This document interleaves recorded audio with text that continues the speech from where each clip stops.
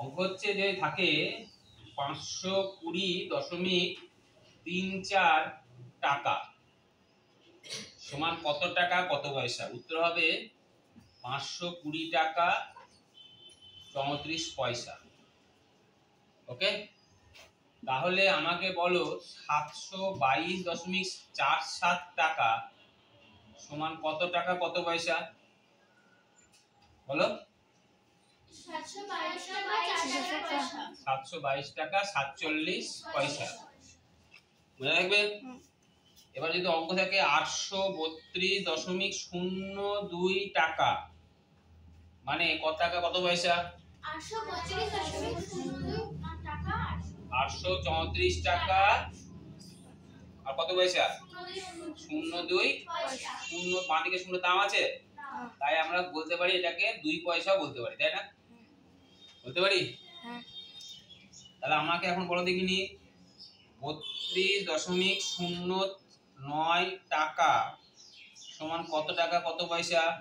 32 টাকা 9 পয়সা। 32 টাকা 9 পয়সা। এবার যদি অঙ্ক থাকে এরকম ধরনের 33.4 টাকা, এবার দশমিকের পরে এই 4 আছে আর এটা ধরো 9 আছে, এই 33.9 আর 33.09 এর পার্থক্য কি। এটা মানে হচ্ছে 32, এটা 32 বললাম, 32.09 আর 32.9 মানে 9 এর পরে একটা শূন্য আছে। বুঝতে পারলে? তাহলে উত্তর কত হবে বলো। 32 টাকা 90 পয়সা। তাহলে আমরা দুটো জিনিস শিখলাম। এক নম্বর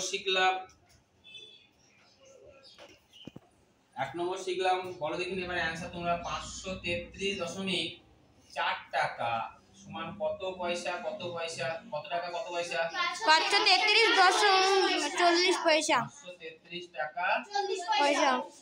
40 করে পেলাম এখানে আছে, তাই না? আচ্ছা, এবার যদি থাকে এরকম ধরনের যে 421.02 টাকা মানে কত টাকা কত পয়সা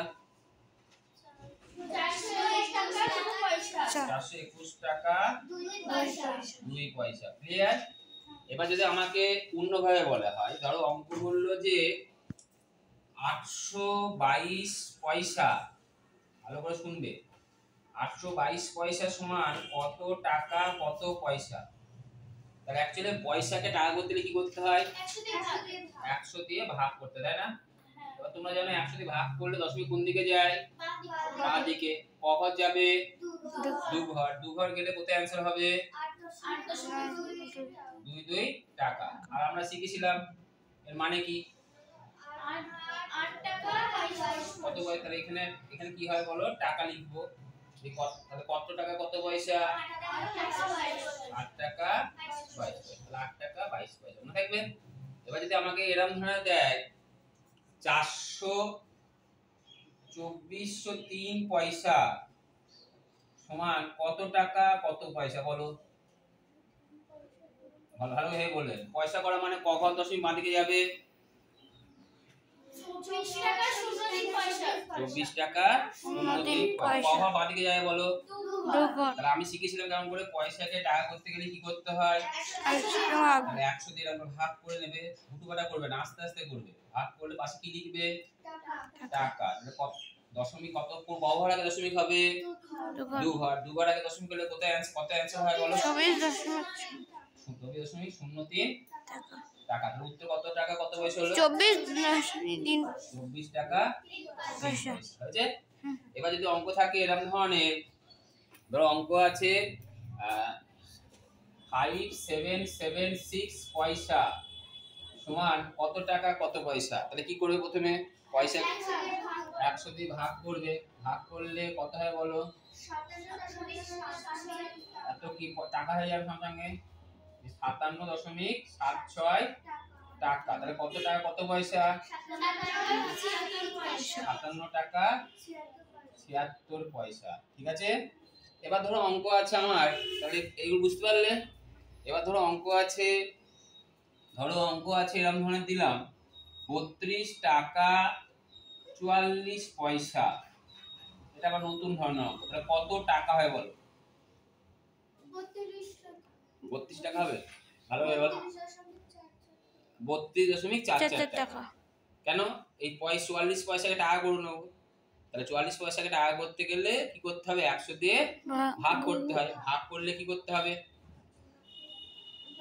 দশমিক ঘর কত ঘর যাবে? বাঁদিকে যাবে, ক ঘর যাবে? 2 ঘর। 2 ঘর যদি যায় তাহলে কোথায় হবে? 32 এর পরে আর 44 এর আগে। তাহলে কত হলো? 32.44। তাহলে আমাকে যদি বলা হয় 4 টাকা 33 পয়সা সমান ক টাকা? বলো। 4.33 টাকা। তাহলে এবার যদি আমাকে বলে 14 টাকা 3 পয়সা সমান কত টাকা? ভালো করে ভেবে বলো। আচ্ছা 14.30 আছে, 14.30 হবে?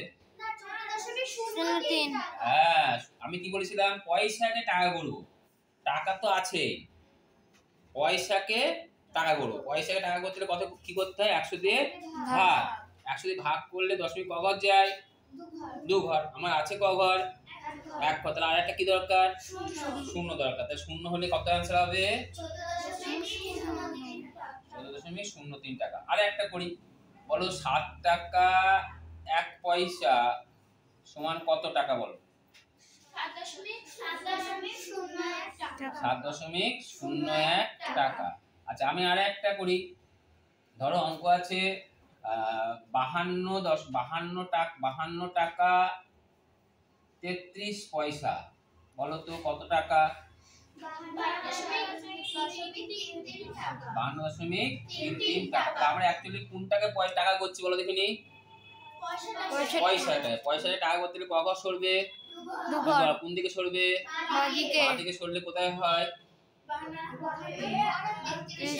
তাহলে আর একটা করি, বলো দেখিনি 14 টাকা 2 পয়সা সমান কত টাকা? 14.02 টাকা। তাহলে আমাকে বলো দেখিনি 14.8 টাকা সমান কত টাকা কত পয়সা?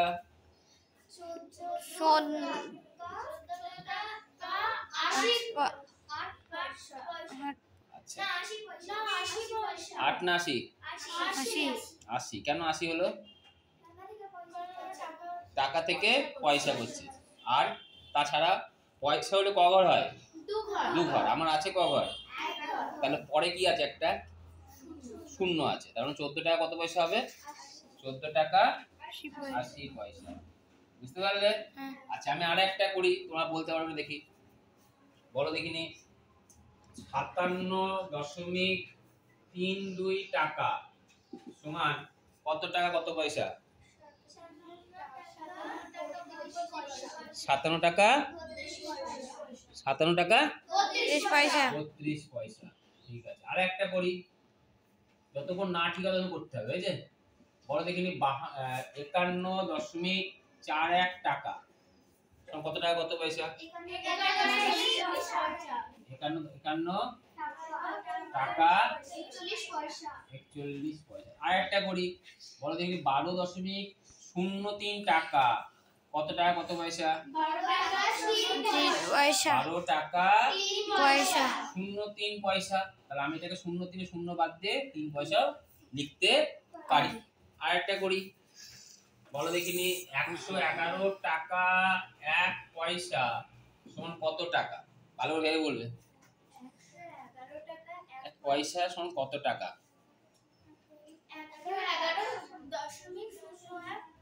111.01 টাকা। ঠিক আছে। আর একটা করি, বলো দেখিনি 52.4 টাকা সমান কত টাকা কত পয়সা? 52 টাকা 4 পয়সা। আবার 04 আবার ভুল হলো। 52 টাকা। কেন ভুল হচ্ছে বারবার? এই ভুল হচ্ছে, আমি কি বলেছিলাম? পয়সা মানে ক ঘর?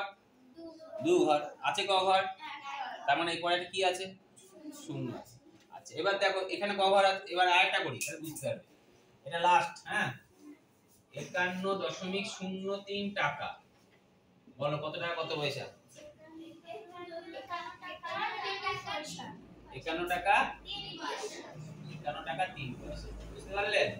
সবসময় মাথায় রাখবে দশমিকের পরে 2 ঘর লাগবে পয়সা হতে গেলে, ঠিক আছে? যদি 1 ঘর থাকে, এটা যেমন 1 ঘর আছে, 1 ঘরের পরে কত আছে? শূন্য আছে, 40 পয়সা হলো।